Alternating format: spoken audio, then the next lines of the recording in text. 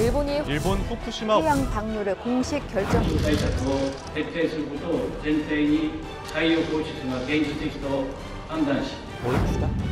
더럽잖아. 이거 마시겠느냐? 못 마시겠죠. 문제 없다.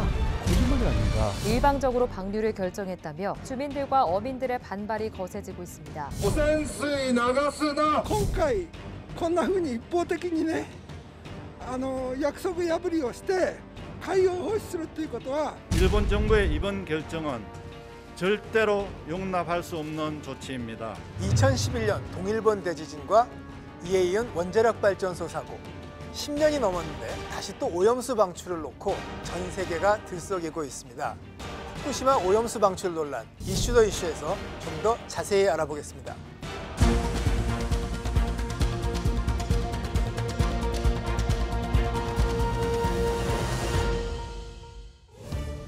오늘도 남들 안 하는 깊숙한 얘기를 해봅니다. 안녕하세요. 이슈 더 이슈 박찬입니다. 일본이 오는 4월에 태평양에 후쿠시마 오염수를 방류한다. 이런 얘기가 지금 나오고 있는데요. 당연히 주변국들은 반발을 하고 있죠. 특히 바로 옆에 있는 우리로서는 참 이게 난감한 일인데 과연 어떤 전략과 대응이 필요할지 같이 알아보겠습니다. 서울대 원자핵공학과 서균열 교수님 그리고 세종대학교 대양 휴머니티 컬리지 호사카 유지 선생님 나오셨습니다. 안녕하십니까? 안녕하십니까? 반갑습니다. 이게 뭐 일본 나쁘다, 혼내주자, 우리 정부 뭐 하냐, 이게 당장 시원한 소리는 뭐 누구나 할 수 있어요. 근데 정말로 이기는 전략을 위해서는 과학이 필요한 거잖아요. 맞습니다. 자, 그러면 과학의 관점에서 후쿠시마 오염수 방출 이게 왜 문제입니까? 맨 먼저 후쿠시마 사고는 스리마일, 체르노빌하고 전혀 다르다. 왜냐하면 현재 진행형이기 때문에 앞에 두 사고는 과거 완료. 스리마일은 국내에서, 체르노빌도 국내에서 콘크리트 다 쏴가지고 차폐가 끝났습니다. 그런데 후쿠시마는 애석하게도 아직도 소위 과학적으로 냉온 정지 상태를 만들지 못했습니다. 그러니까 계속 냉각수가 들어가고 그런데 거기 문제가 하나 생겼죠. 지하수가 관통이 쓰는 겁니다. 그렇기 때문에 현재 진행형이다. 그래서 우리가 하루도 후쿠시마 사고를 잊으면 안 된다. 문제는 지금부터 시작이라는 것. 그걸 먼저 국민께 말씀드리고 싶습니다. 그러니까 사건의 특성상 현재 진행형이고. 맞습니다. 이게 일본 분들은 이걸 다 알고 계시죠? 예, 알고 있기는 하지만 역시 그 일본 정부가 상당히 이거 문제 없다라는 식의 홍보를 많이 하고 있습니다. TV에서도 뭐 30조 정도의 홍보 영상을 내보내면서 이게 조리스가 돼가지고 전혀 문제가 없다라는 것을 계속 해왔기 때문에 많은 국민들은 그러한 홍보의 영향으로 진짜 문제가 없는 줄 알고 있고, 물론 알고 계시는 분들, 후쿠시마의 오민들은 강력하게 반대하고 있고요. 예, 그리고 후쿠시마에 살고 계시는 분들이라든가 그런 분들은 굉장히 반대를 하고 있습니다. 좀 일본 국민이라고 해도 온도 차가 있다, 온도 차이가 있다, 예, 그렇게 말할 수가 있습니다. 汚染水流すな。全く恥知らずでモラルがわからない。私は自分の家庭のゴミを海に捨てるなんて子や孫たちに大人は言ってるかと。 처리수 얘기 나왔거든요. 이게 우리는 주로 오염수 방출 이렇게 얘기를 하는데 이게 처리수, 그러니까 treated water, 그죠? 그다음에 처리 방사능수, treated radioactive water, 이게 뭐 다 다르다고 그러더라고요. 이게 그러니까 그 의미가 다 있는 거죠. 아, 그거는 사실 귀에 걸면 귀걸이, 코에 걸면 코걸이 되는 건데요. 말장난이고요. 오염수입니다. 그 이유는 지금 당장 도쿄전력 사장을 불러서 이거 마시겠느냐? 아마 못 마시겠죠. 그럼 그거는 오염수인 게 맞아요. 아무리 처리를 해도 미처리가 됐으면 오염수죠. 그래서 일단은 더 이상 말장난 하지만 이 오염수를 어떻게 할 것인지, 그리고 방류가 아니고 이렇게 한다면 너무 많기 때문에 투기예요. 그래서 이거를 해도 되는 건지 이거를 국제사회에 물어야 되는 겁니다. 그래서 오염수다. 더럽잖아요. 그렇죠? 그리고 거기는 일본이 말하지 않는 방사성 물질 말고 독극성 물질, 플루토늄 들어있죠.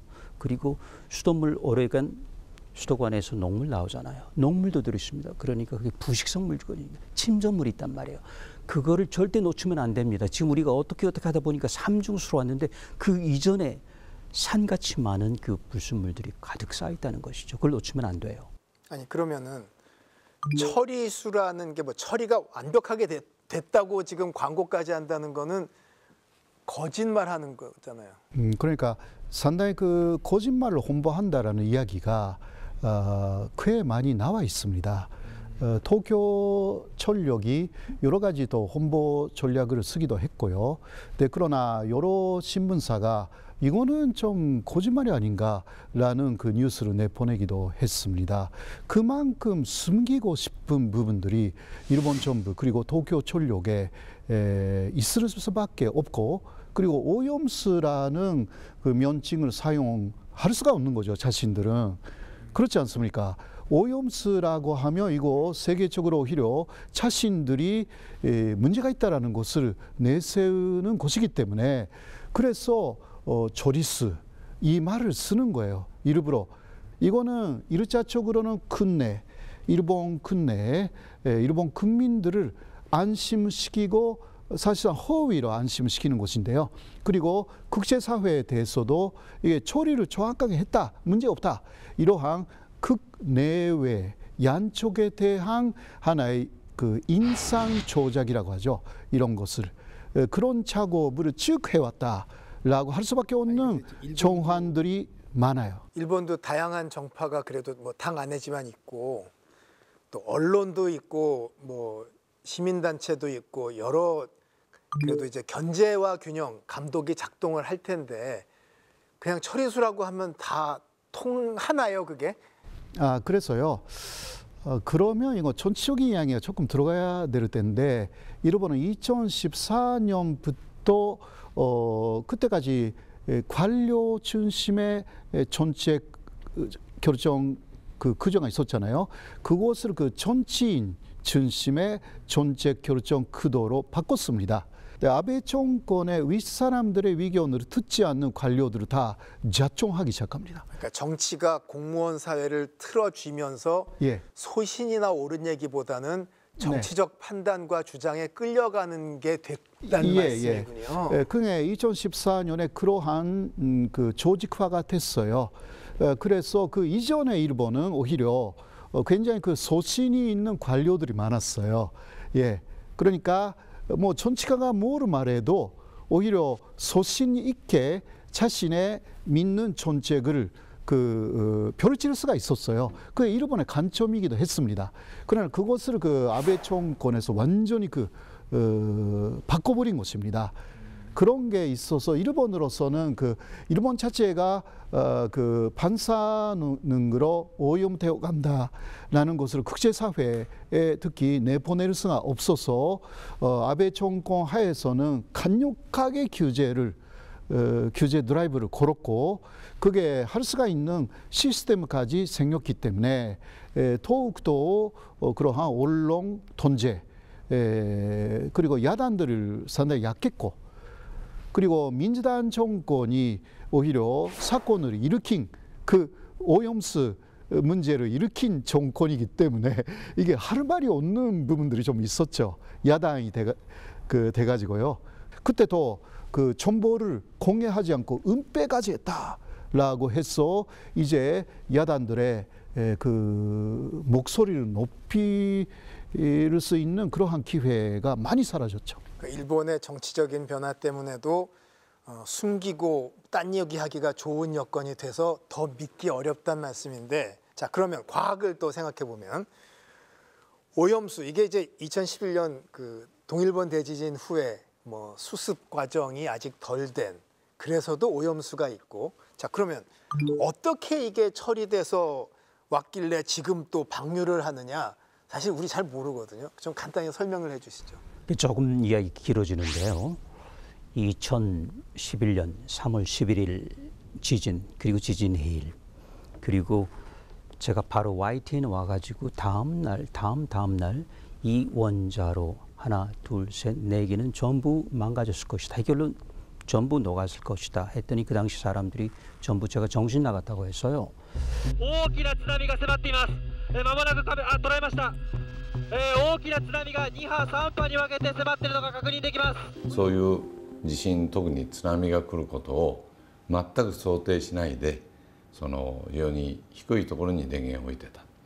でこれは今裁判の中でもですね、そういう高い津波が来る可能性が事故の前に、その予測として、そういうことが言われていたにもかかわらず東電が、そんなことはそう簡単に来ないだろうと言って無視して、対策を練ってなかった、そういう意味では人災です。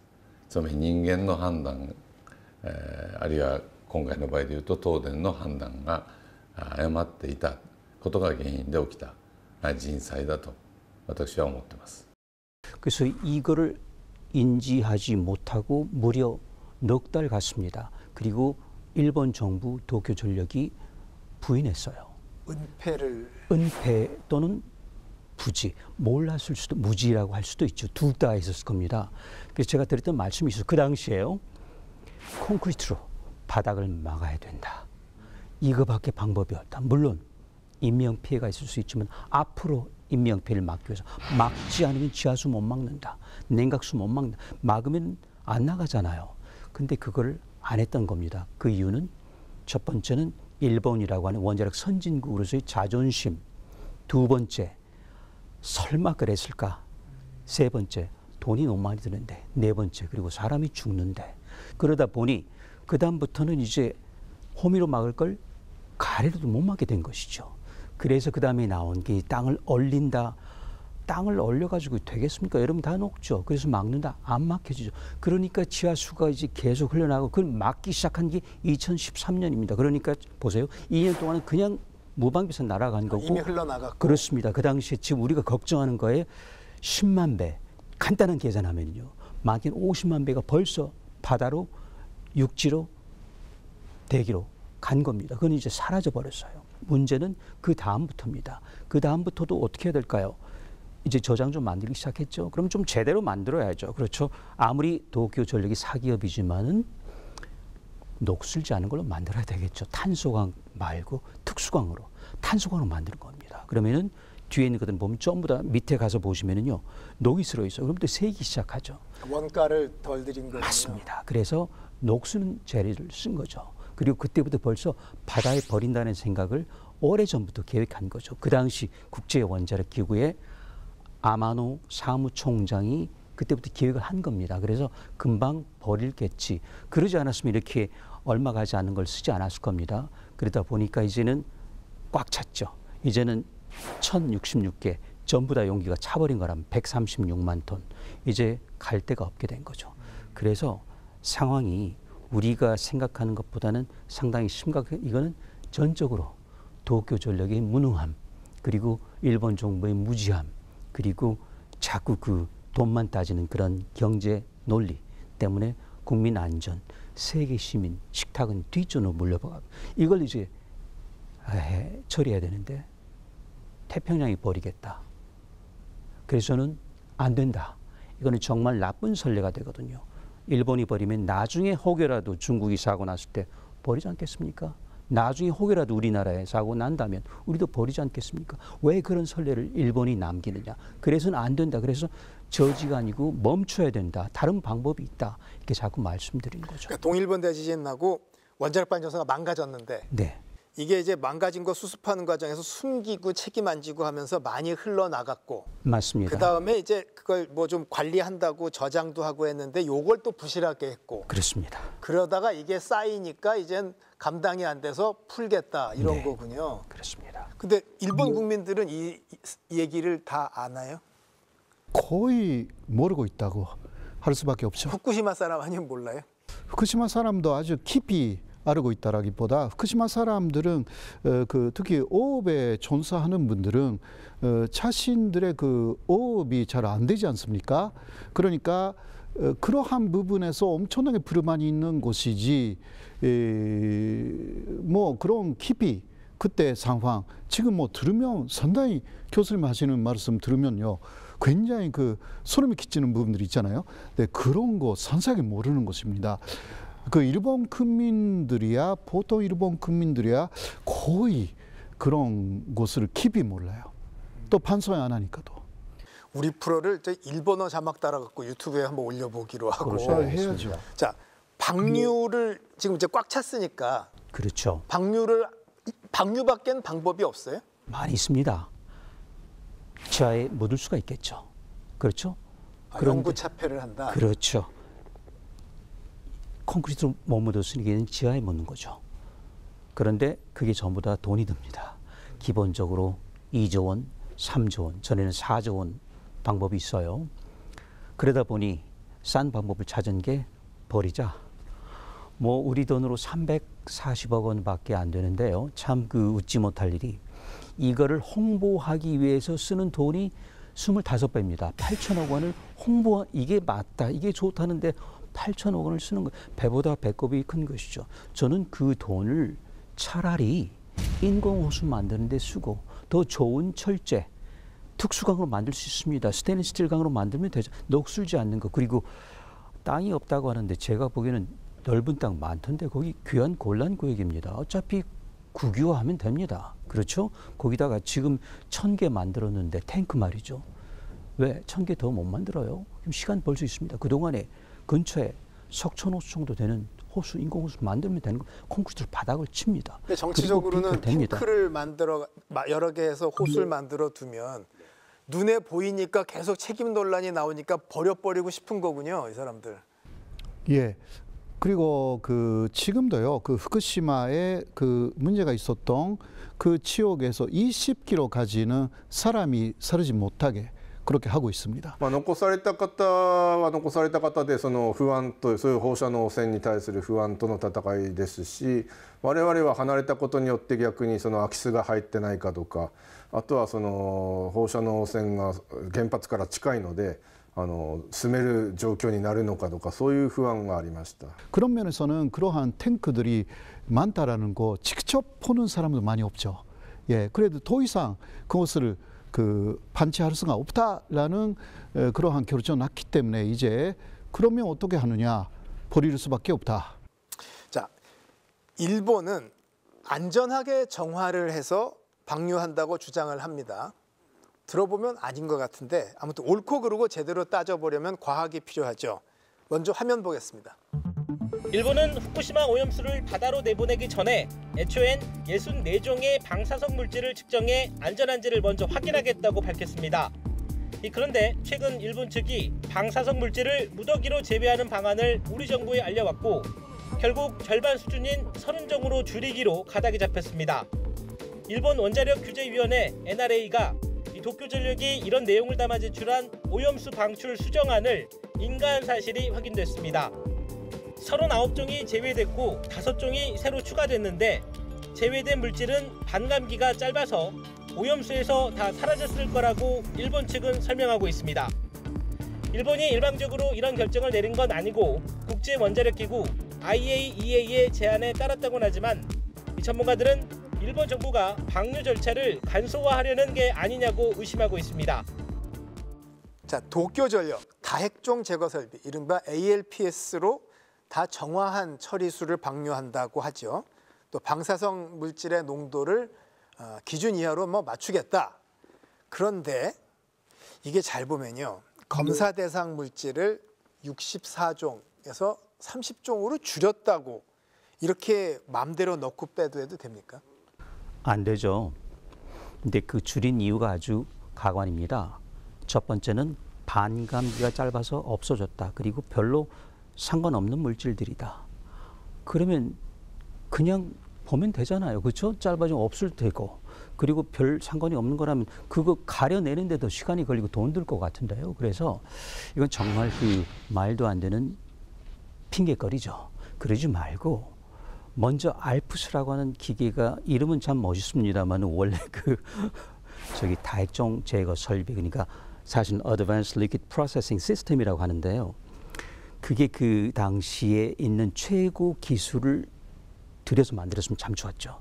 근데 그게 아니고 아마도 국가의 자존심도 있고 또 한 가지 국내 기술을 썼단 말이죠. 그러다 보니까 모든 게 부실해요. 그리고 여과기가 한 25개쯤 들어가야 되는데 이게 기존품이 아니고 주문 생산을 해야 되거든요. 근데 보세요. 136만 톤. 지금 그게 올림픽 규격 수영장 600개가 넘거든요. 그거는 인류가 그렇게 많은 걸 걸러본 적이 없습니다. 그러니까 자꾸 여과기, 필터 다 고장나는 거죠. 그러니까 어깨너머로 보면 알프스 돌아가죠. 근데 공회전하는 겁니다. 그래서 정말 봤더니 이번에 특히 태평양 연안 국가 그 포럼 있지 않습니까? 그 과학자들 5명이 용케 자료를 빼서 봤더니 보니까 아주 부분적이다. 그리고 밑에 있는 침전물, 부식물, 독극물 보지 않았다. 그냥 임의로 얘를 30리터 가지고 판단을 했다. 이건 30리터라 하면은요. 지금 135만 톤 놓치면 1억 분의 1밖에 안 되거든요. 그게 그 표본으로 대표를 할 수 있을까요? 그런 식의 샘플링이 통하는 게 아니라 그렇기 이거죠. 때문에 이거는 샘플링이 통하지 않는 거라 그걸 가지고 또 저기 왈과 알보한 것도 저기 맞지 않고 그러니까 과학을 따진다면은 처음부터 돌아가야 합니다. 처음부터 그 채취를 할 때부터 가서 자 여기 그리고 또 건너가서 여기 전수조사는 못하지만 각각 대표할 수 있는 걸 하려면은 1% 그래서 10,000톤 정도를 하지 않는 한은 일본이 내놓는 그리고 국제사회가 검사하는 어떤 저기 출력 결과물도 우리가 신뢰할 수는 없다. 근데 그런 제가 생각이 드는 들어도 것이죠. 그렇게 샘플링하면 안 될 것 같은데 그럼 국제 원자력 기구 IAEA 같은 데도 당연히 샘플링에 대해서 문제 제기를 해야 되는 거 아니에요? 그걸 하지 않는 게 국제 원자력 기구인데요. 이게 조금 정치적으로 갑니다만 국제 원자력 기구, 국제 기구라는 게 뭡니까? 강대국의 손아귀 위에 있는 겁니다. 미국, 중국, 일본. 일본이 분담금 3번째이고 더욱이 사고 당시부터 4년 전까지 아마노 사무총장은 일본 분이었습니다. 물론 돌아가셨지만 그분이 그때부터 쭉 분위기를 잡은 거죠. 그렇기 때문에 국제 원자력 기구도 거의 많은 부분 도쿄전력에 의존합니다. 그런데 의존하면 안 되죠. 먼저 발 벗고 들어가서 자기네가 탱크에서 전부 물을 뽑아야 돼. 그거 하지 않았어요. 도쿄전력 갖다 주는 물을 그대로 받아가지고 그걸 한국에 보내고 프랑스에 보내고 캐나다에 보내고 미국에 보냅니다. 저는 그걸 믿지 못한다는 거. 바로 가서 우리나라 원자력 연구원 기술원이 가서 뽑아야 된다는 거죠. 그걸 허락하지 않는 한은 어떤 결과가 3월 달에 4월 달에 나오더라도 나는 개인적으로 믿을 수가 없다. 그 다음 행동에 나설 수밖에 없다. 그러니까 일본이 결국 과학을 흉내낸 정치를 했다는 얘기인데 눈 가리고 아웅한 거죠. 아니 근데 그 안 그렇습니까? 전 세계 그 에너지 전문가, 특히 원자력 전문가가 많은데 이렇게 중요한 처리 장비를 제대로 돌아가는지 검증하고 확인하고 이런 작업을 안 한다는 게 가능한가요? 안 했다기보다는 못했다고 하는 게 있죠. 왜냐하면 우리나라도 노력을 했습니다. 그 당시 원자력 기술원 직원들이 가고 하는데 문전에서 돌아오는 거죠. 왜냐하면 공개가 안 되고 그 아직 귀한 곤란 교육이기 때문에 들어가면 안 된다.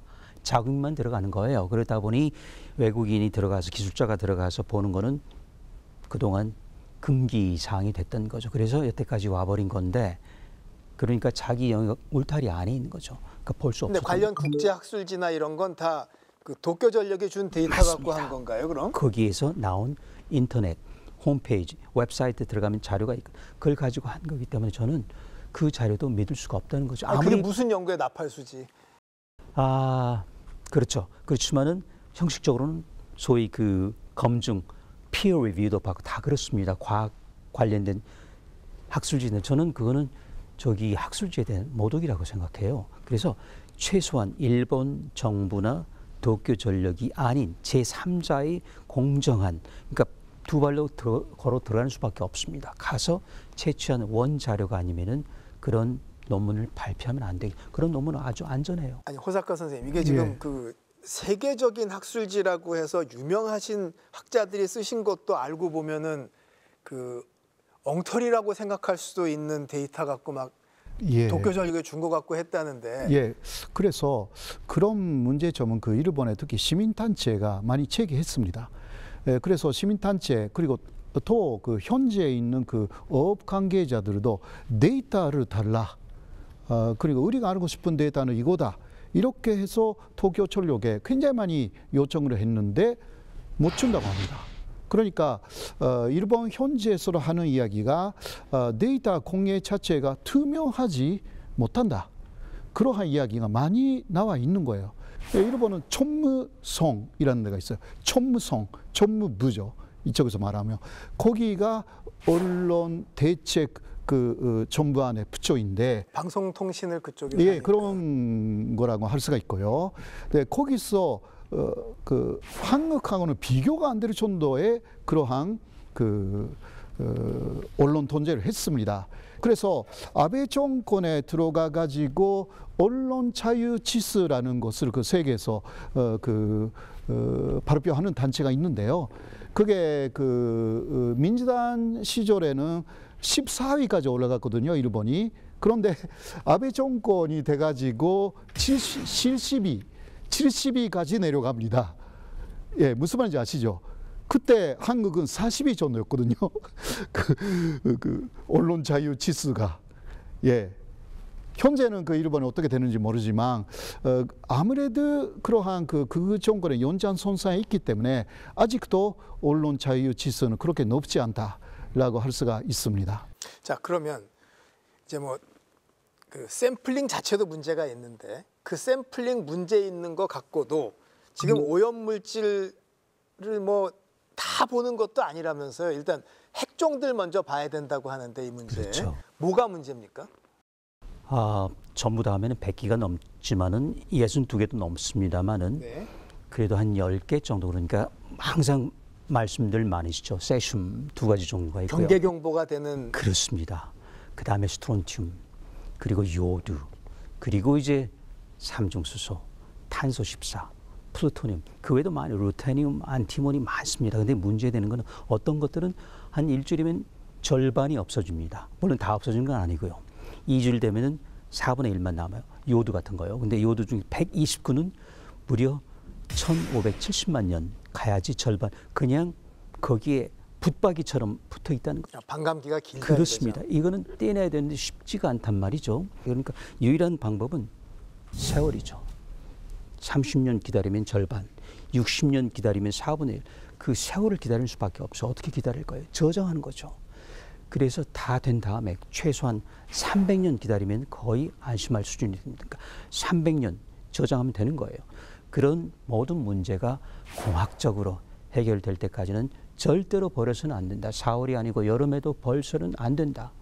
그런 말씀이죠. 근데 그럼에도 불구하고 일본 정부는 지금 이제 홍보를 하고 있잖아요. 정치화 그렇죠. 홍보를. 대표적인 게 아소다로 재무상 하시던 분이 마셔도 된다. 예. 그랬더니 또 스가 총리는 슬쩍 또 스가 총리가 물어봤더니 도쿄전력은 희석하면 된다. 말이 자꾸 바뀌는데. 그게 2021년 4월에 그러니까 반류한다라는 결정을 한 후에 마셔도 되니까 과학적으로도 문제 없으니 좀 더 빨리 반류해 줬으면 좋겠다는 식의 말 속에서 나온 이야기였습니다. 그때는 일본 사람들도 많이 반발을 했고요. 그러면 마셔야 되는 거 아니냐. 스스로 아소타로 탄실의 부총리였으니까 부총리가 마시면 문제 없다고 믿겠다. 그래도 아소타로가 그런 식으로 이야기를 했기 때문에 그 이후 담당 부처에서 그것을 진화하는데 굉장히 고생 많이 합니다.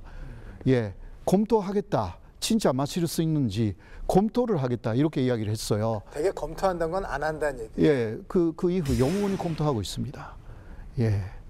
자, 후쿠시마 오염수 일본의 해명이 참 들을수록 이게 미덥지가 않은데요. 이 문제를 수년간 추적해서 알려주고 있는 단체가 있죠. 그린피스입니다. 그린피스의 동아시아 수석 원자력 전문가 맡고 있는 션 버니 만나보겠습니다. 자, 나와주셔서 고맙습니다. 간단히 좀 소개를 해주시죠. Yes. My name is Sean Burney. I'm a senior nuclear specialist with Greenpeace East Asia, working on nuclear issues, including in Japan on Fukushima. 일본은 이걸 처리수라고 하고 또 다른 시각에선 오염수라고 하는데 어떤 점에서 문제가 있기에 이 방사능 오염수다 이렇게 불러서 걱정을 하는지 설명해 주시겠습니까? So this has been going on for many years. Greenpeace, together with other members of civil society and scientists, have been trying to understand what Japan is proposing. So we've been involved in many discussions in Tokyo with Japanese government officials, with scientists. And what's very clear, and we've known this for many years, is that the decision, the plans to discharge radioactive wastewater have no credible scientific basis. The Japanese government has not demonstrated that it is safe to do so. There are many, many things that the Japanese government is not explaining, maybe because they don't understand themselves. So there's huge scientific uncertainties about this plan, and it will not just be for 1 year or even 1 decade, but for many decades, perhaps beyond into the next century and beyond. So this is a huge radioactive experiment on the environment of the Pacific and the peoples of the Asia-Pacific region who depend and live along those coasts. So yeah, there's many, many scientific reasons why this should not happen. 과학이 정치에 오염되면 참 이게 믿을 곳이 없어지는데요. 이게 원전 사고나 이후 과정이 그렇죠. 일본 당국이 솔직하고 정확하게 좀 밝히고 이해를 구해주면 좋겠는데 그린피스에게는 제대로 알려주던가요? Well, clearly they haven't given enough information publicly to their own people in Japan and to the international community. What information we have obtained gives us deep reasons to be concerned and opposed to these discharges. So yeah, the information has been extremely limited still, and that's unacceptable and has consequences for basically understanding what the Japanese government is really trying to do here. And they just don't answer questions. We've had direct dialogue only in these last months with officials from the Ministry of Economy. And when you ask them specific questions, they do not have answers. 일본의 원전 사고 대응과 수습 그리고 이번에 오염수 관련 문제에서 그린피스가 가장 문제가 크다고 보는 것은 어떤 점일까요? Well, there are many problems, but I think the fundamental issue is that they have not really explained the problems at the Fukushima Daiichi site and the root cause of this contaminated water. The contaminated water is a symptom of the problem. And the problem is that 3 reactors suffered severe catastrophic failure in March 2011, and that 3 reactor cores, the nuclear fuel inside those reactors, melted down. And that nuclear fuel, that nuclear debris, is still at the site. Of course, enormous amounts of radioactivity were released, but the vast majority of the radioactive threat to the Pacific, to the Asia-Pacific region, remains at the site. And the Japanese government has no credible plan for removing that nuclear fuel. It's maybe as much as 1,000 tons of highly radioactive nuclear fuel. And every day, water comes into contact with that nuclear material, and you therefore continue to increase the amount of radioactive water. So this is a problem that will not be solved by starting the discharge, because the discharges will have to go on so long as that nuclear fuel is in contact with the environment. And at the moment, that's pretty much forever. There's no credible engineering plan that Tokyo Electric, Japanese government, have for solving this problem. And so the discharge is not a solution. Even if you accept that there's no risk, which there, of course, there are major risks, it will not solve the underlying problem at the Fukushima Daiichi site. Now, the Japanese government does not want to talk about that. 각국의 이해관계 때문인지 반응이 복잡한데 어떻게 보면은 직접 당사자인 미국이 의외로 조심스러운 혹은 너그러운 편이고 IAEA 국제원자력기구도 상당히 조심스럽습니다. 이유가 뭘까요? The International Atomic Energy Agency, and there are good scientists at the IAEA, including within the task force. The problem is the IAEA had already decided many years ago that the best option for Japan was to discharge the water. And so the IEA is directly complicit in this decision. Back in 2015, the IEA was advocating that the water discharge was probably the best option. In addition, the IEA is compromised because its primary function in the world is to promote nuclear power. And the Fukushima Daiichi disaster was very negative for nuclear power, also the IEA. And now we are living in a time when we are being told that nuclear power is necessary for climate, to meet the climate emergency. And the Fukushima problem has to be seen to being solved. You have to create the impression that 12 years after the start of the disaster, that everything's being sorted, the waste problems are being sorted, water problems are being sorted.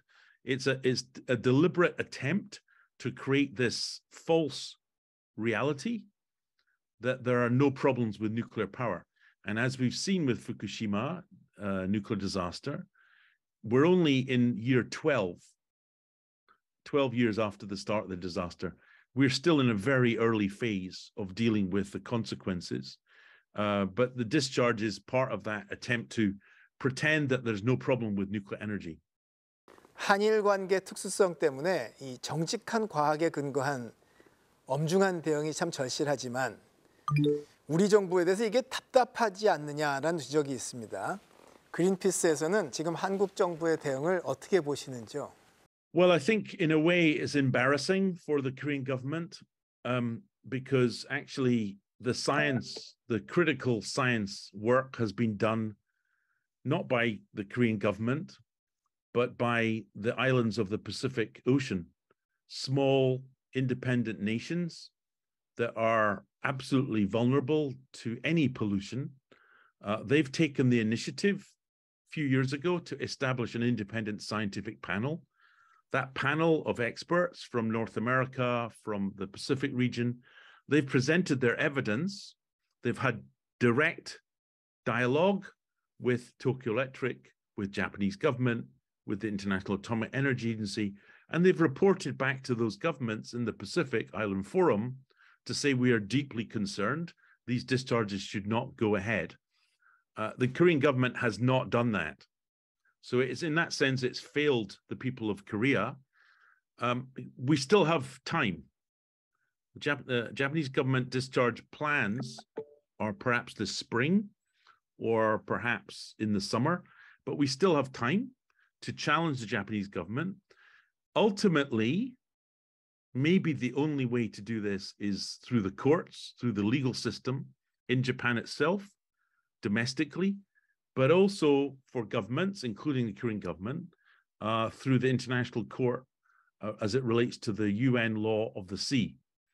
And it's very clear that the Japanese government is in non-compliance. It's in violation of its commitments under UNCLOS, the UN Convention for the Law of the Sea. Japan must comply with those laws that it is signed up to. It has not conducted an comprehensive environmental impact assessment. So there's strong legal basis for challenging the Japanese government. And that's not an easy decision to take, that diplomatic decision to challenge the Japanese government in international court. But that ultimately is what should happen. 마지막으로 전문가로서 이번 일본 오염수 방출 계획에 대해서 한국 사람들에게 꼭 당부하고 싶은 점이 있다면 말씀해 주시죠.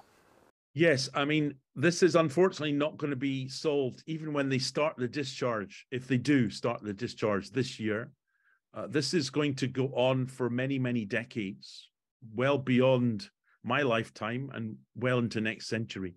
So understanding the consequences, continuing to demand transparency, disclosure of information, following very clearly and in detail the situation at the Fukushima Daiichi plant as they continue to try and decommission the plant, that will be absolutely important. So firstly, making a demand of your elected politicians that they take this issue seriously and that they challenge the Japanese government. That's absolutely essential. 네, 함께해 주셔서 감사합니다.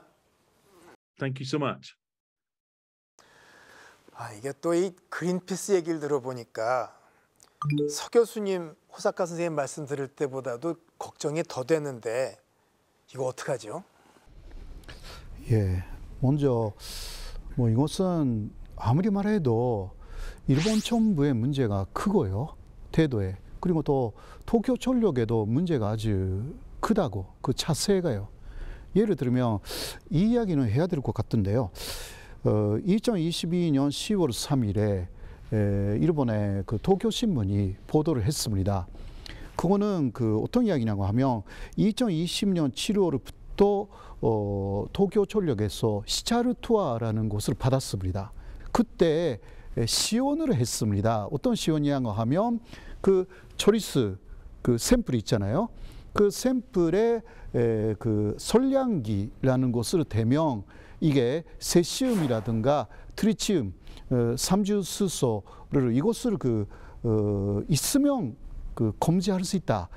그런데 아무것도 반응이 없으니까 깨끗한 물이다. 이런 식으로 계속 보여줬어요.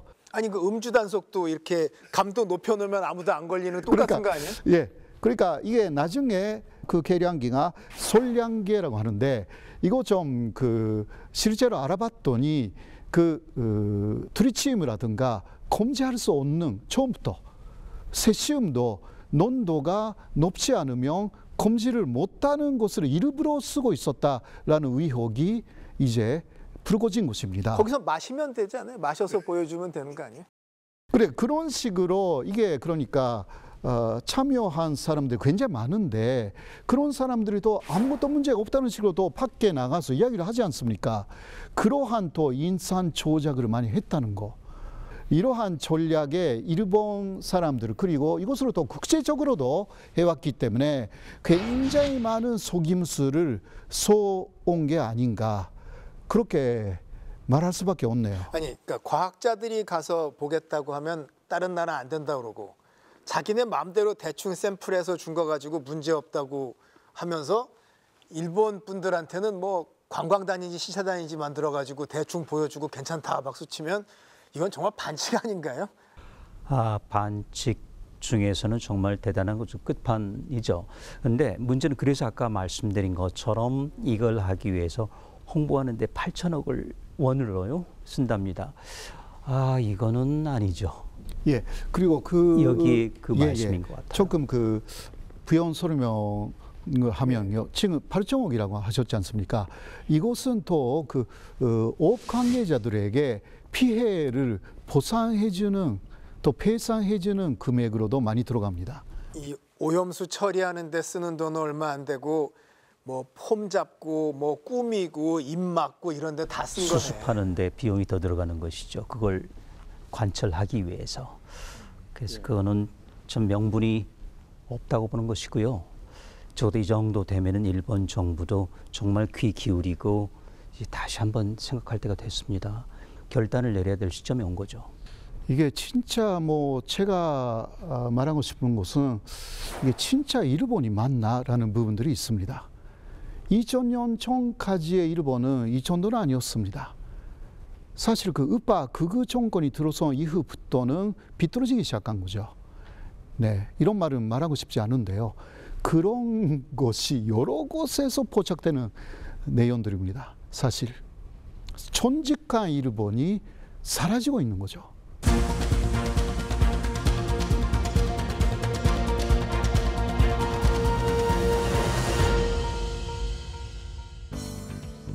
과학이 있어야 될 자리에 정치가 가득하고 거기에 거짓과 꼼수가 더해졌다고 하니 정말 옆에 사는 우리로서는 난감하기 이를 데 없는데요. 지금 위험하다, 잘못됐다 얘기하다 보니 시간이 넘쳐버렸습니다. 아직 남은 얘기가 많은데 다음 시간에 이어서 계속해 보겠습니다. 오늘 여기까지 하겠습니다. 대단히 고맙습니다.